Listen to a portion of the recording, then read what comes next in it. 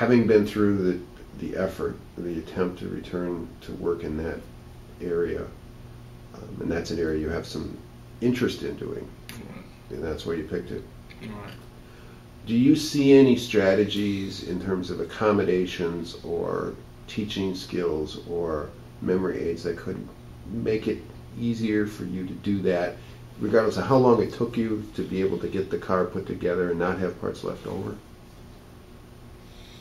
Thing is, this kind of filters over into every aspect of everything I do. I need a lot more detailed and specifically organized, laid out steps that I should be able to follow than the average person, as to where you can just tell somebody this, and this should get it done. I need all that in-between stuff that they're supposed to just automatically know and be able to do on their own. In a perfect world, you'd have the perfect teacher to mentor you until you got it down yourself. Pretty much. You don't live in a perfect world. Not at all. Apparently not. How different is it out there?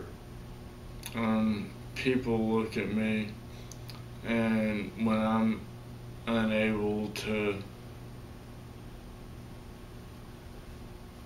perform at the level of everybody else, it's not that I have something wrong with me, it's that I'm not trying hard enough, and that's the hardest part.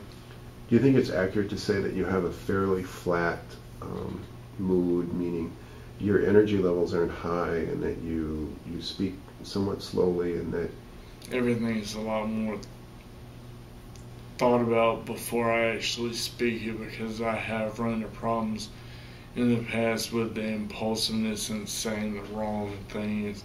It's not socially acceptable, I think is the word that we were looking for earlier. Do people assume that means you're either slow or high or just don't care? Probably so. Can you give me some examples of that? Really not sure if I should even say this one. I was arrested in 2008 because of an instance where I was defending myself because people were trying to come into my house. Then they called the police and said that I was drunk running out of a parking lot with a gun. And when the police came, because I couldn't walk straight or anything like that, my speech was a little slurred, I was drunk, and I went and spent a week in jail. Even though you had no alcohol in your system? After it happened, I had drank that much out of a beer. And so I had the smell of it on me, but I didn't have, like... But you didn't have a significant... I could have passed a breathalyzer with flying colors. You'd have a hard time passing a field sobriety test right now. I wouldn't. You can't say the alphabet backwards at any speed. I can barely say it forwards. All right.